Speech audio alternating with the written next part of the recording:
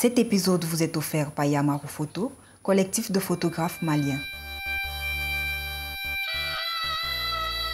Photographe et artiste multimédia, Ishola Akpo expérimente les possibilités du numérique tout en mélangeant dans son travail modernité et tradition, jouant sur différents niveaux de lecture pour en faire des métaphores plurielles. La frontière entre réalité et fiction, identité fixe et identité multiple reste au cœur de sa démarche. En 2015, avec la série Les mariés de notre époque, Ishola Akpo, lauréat de Photoquai, rentre dans la collection du musée du Quai Branly à Paris. Son travail a été sélectionné dans plusieurs grands événements internationaux, dont le musée de l'histoire de l'immigration à Paris, Lagos Photo, Festival au Nigeria, Festival Afriaka au Brésil, la Biennale africaine de la photographie de Bamako, où nous avons fait sa rencontre. La pose d'art. Bonjour Ishola. Bonjour Yvon. Merci de m'accorder ce moment, de nous accorder à nous tous d'ailleurs ce moment de partage où on va découvrir quel artiste tu es, ton parcours, tes combats, ta guerre aussi en tant qu'artiste, parce qu'il faut toujours le savoir. Nous les artistes, nous avons toujours une guerre qui nous est propre. Mais je vais commencer par la question la plus basique. Comment en es-tu arrivé à là, Ishola? Je suis arrivé à là parce que là m'a interpellé. Parce qu'au début, moi, je n'ai jamais rêvé d'être artiste. Et déjà en classe de troisième, mon père me disait en fait qu'il souhaiterait que je sois photographe ou que je sois un couturier. Qu'il préférait m'envoyer ici à Bamako un jour, que je vienne faire une formation en photographie, et soit qu'il m'enverrait au Sénégal pour que je puisse aller me faire former en broderie, en couturier, pour faire de la broderie. Et moi, c'était pas du tout mon rêve, j'ai jamais voulu faire ces petits métiers, parce que en Afrique, c'est pas des métiers nobles. C'est des métiers qui sont laissés pour les pauvres, en griffe. Et donc, ça a été un combat entre mon père et moi, et j'ai jamais voulu. Et donc, ma mère, elle voulait que je travaille dans l'administration, que je sois un bureaucrate, et voilà, costume, tout et tout. Et j'étais beaucoup plus du côté de ma mère. Voilà. Mais dis-moi s'il te plaît, est-ce que tu as une idée de ce qui aurait pu motiver ton père à vouloir faire de toi un artiste? Mon père, il aime la photo. Il a pratiqué la photo quand il était plus jeune, au lycée, les journées culturelles, les fêtes des quartiers. Il faisait des photos pour ses copains. Et donc, c'est là où je pense qu'il a eu ça. Il a eu la passion de la photo et voudrait que je sois photographe. Et alors maman, elle, c'était la bureaucratie, l'administration? Oui, l'administration, et voilà, être un douanier, travailler dans les finances, voilà, l'impôt, des trucs comme ça. Ma mère, elle voulait ça. Bon, après, moi, je n'ai pas poursuivi les études comme cela se doit, parce que quand j'étais jeune, je suis un récalcitrant violent, donc voilà, à l'école, je frappais mes camarades, j'avais mon réseau d'amis avec qui on faisait des désordres, des trucs comme ça. Et donc à un moment donné, j'ai été viré de l'école. Et après, voilà, je suis rentré dans la rue. Et mon père, un jour, me dit, écoute, je vais t'inscrire dans un atelier photo. Donc il est allé m'inscrire dans l'atelier photo. Et il m'a dit, je me rappelle, me dit, je t'inscris dans un atelier photo. Et après, je vais te prendre ton permis. C'est les deux trucs que j'ai à te faire. Et après, tu te démerdes. Donc il m'inscrit dans un atelier photo. Et moi, je fais une journée, je pars. Je fais une journée et je pars. Je dis non, je ne veux pas faire ça. Il va me payer l'auto-école pour faire la formation d'auto-école. Je ne partais pas au cours. Le jour de l'examen, je ne suis pas allé et il me dit, écoute, tu te démerdes. Et voilà. Et du coup, tu t'es lancé dans la vie, comme tu dis, dans la rue? Je me suis lancé dans la vie. J'ai commencé par pratiquer l'école de la vie. Et ça m'a bien formé, je pense, l'école de la vie. Et c'est ça que je raconte en fait dans tes travaux, dans tes séries. Dans mes séries. Oui. L'école de la vie, ce que j'ai reçu comme expérience dans la rue, parce que dans la rue, je m'approchais beaucoup plus des vieilles personnes, oui. Des personnes qui sont plus âgées que moi. Je m'approchais beaucoup d'eux, je partageais leurs expériences, je les écoutais beaucoup. Et à un moment donné, j'ai demandé à mon père de me payer la formation pour que je puisse apprendre de l'infographie. Et là, cette fois-ci, qu'est-ce qui te motive à aller vers l'infographie? Par les conseils que j'ai reçus des personnes qui sont des personnes plus âgées que moi, et voilà, des personnes que j'ai rencontrées comme ça dans la rue.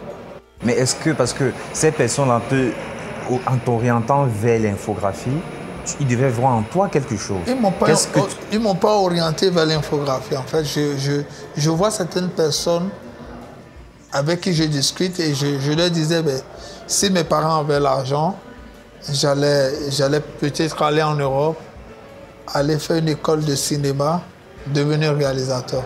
Et c'est comme ça, c'est parti. Et un pote m'a dit un jour, ben, écoute, à Cotonou, il y a un atelier qu'on appelle Atelier Nomade.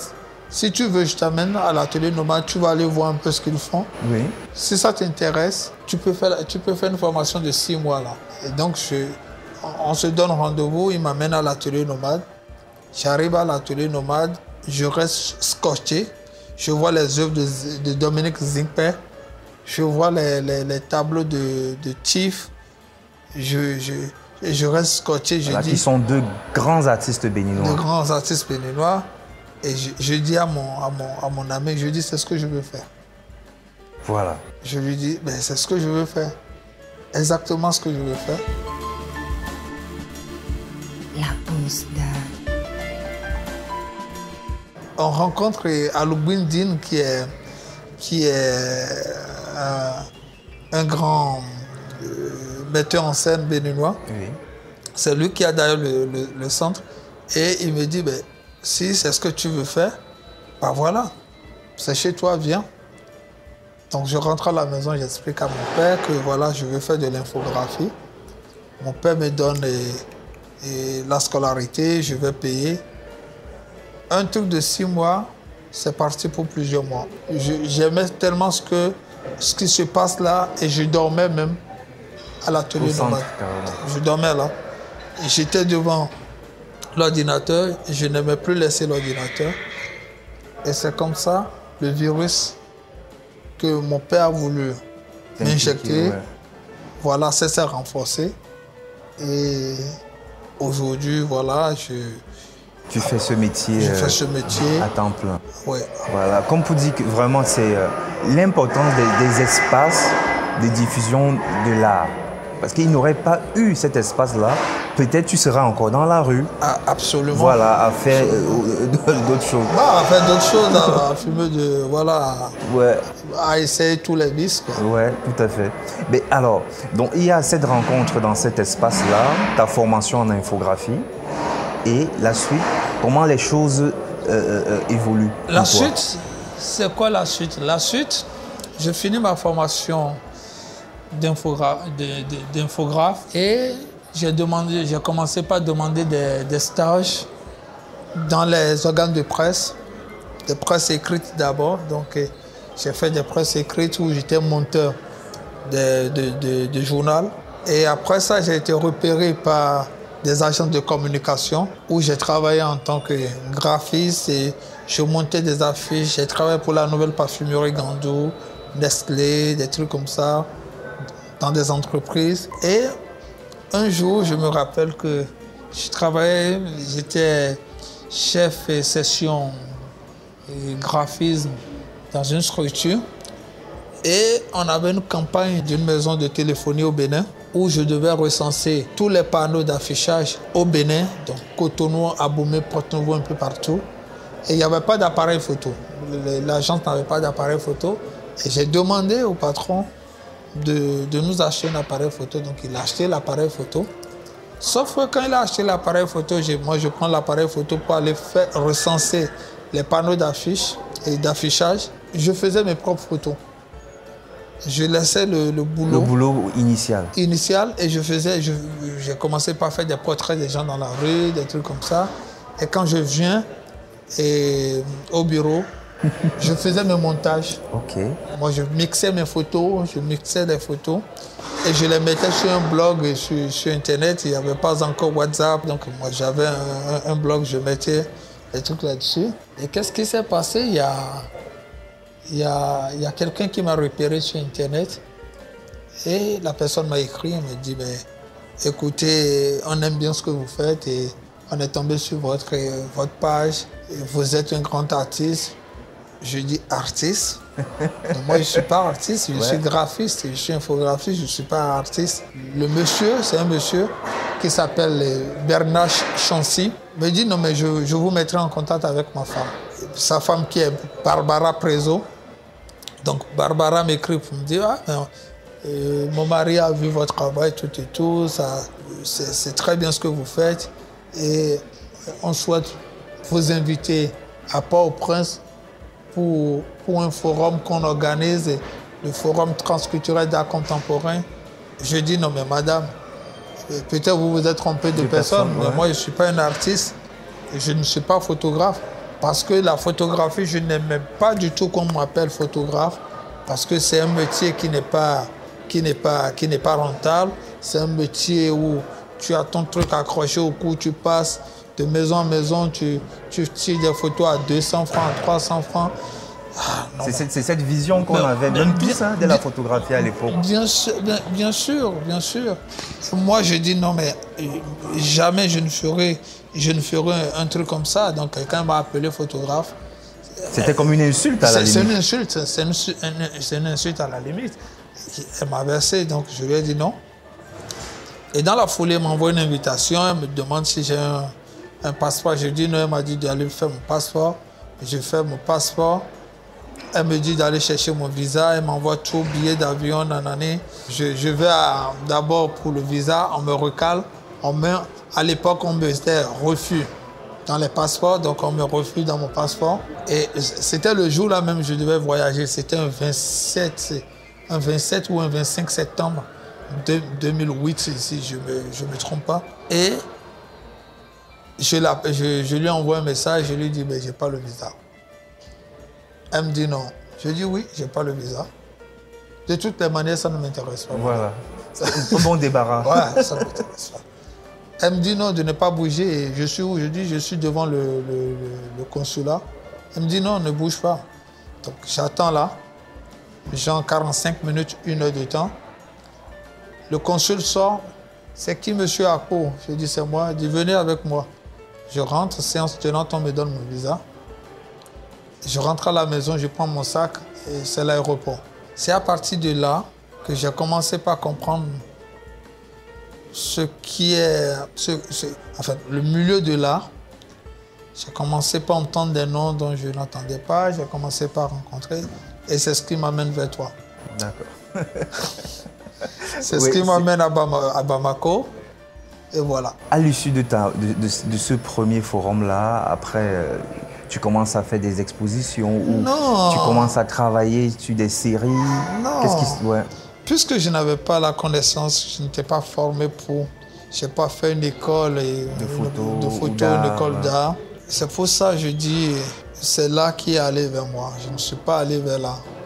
C'est là qui m'a choisi. Parce que cette dame que j'ai vue qu'une seule fois de ma vie, une seule fois on s'est vu.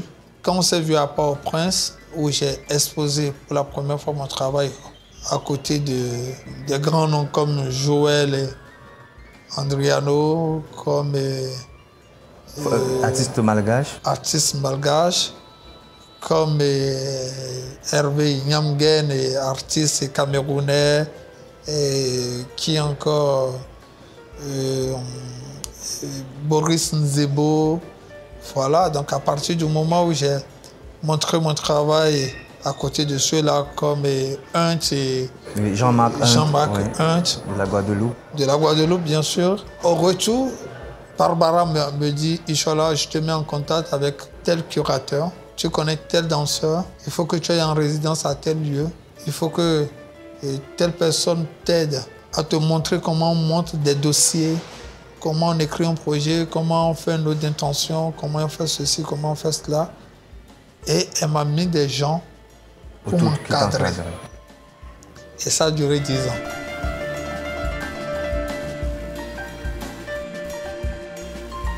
Ah ouais, le temps de l'apprentissage, le temps de la formation. Et tu vois, c'est ce que j'ai l'habitude de dire aux plus jeunes. Il faut prendre le temps, il faut savoir que être artiste, ça prend du temps. Ouais, c'est un processus. C'est un processus. Et ton processus, c'est 10 ans de travail, 10 ans d'apprentissage. Ça a duré 10 ans. Ça a duré 10 ans où j'étais là à apprendre comment il faut monter un dossier, comment il faut postuler, comment il faut faire la lecture d'un travail qu'on débute, un travail photographique, comment il faut agencer les images pour que ça puisse parler, pour que ça puisse dialoguer. Ça a duré 10 ans. Et pour la photographie, parce que toi, tu es graphiste de base, comment tu t'appropries du médium qu'est la photo? C'est pour ça que quand on m'appelle photographe, je dis je ne suis pas photographe. Tu te définirais comment, Ishola Akpo? Je suis un plasticien qui utilise l'image photographique dans mes projets. Mais quand on voit la maîtrise, parce que moi, ceux qui m'écoutent pourront faire des recherches sur ton travail après, mais moi qui ai eu la chance de voir ton travail, et même encore là maintenant à Bamako 2022, où tu fais partie de la sélection officielle, ton travail est présent à la Maison africaine de la photographie. C'est un travail magnifique, top. Il y a une maîtrise de l'outil, une maîtrise de la lumière. Est-ce que tu peux nous parler de ça? Comment en es-tu arrivé à ça? Comment as-tu appris ce médium-là, Ishola? Yvon, oui. Tu sais, dis-moi.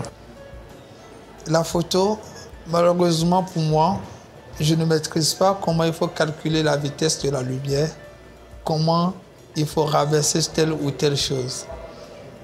La seule chose que je fais, j'utilise la lumière naturelle. Je regarde ce qu'on a de plus beau en Afrique, qu'on n'achète pas, c'est notre lumière. Tout à fait. La lumière, c'est partout.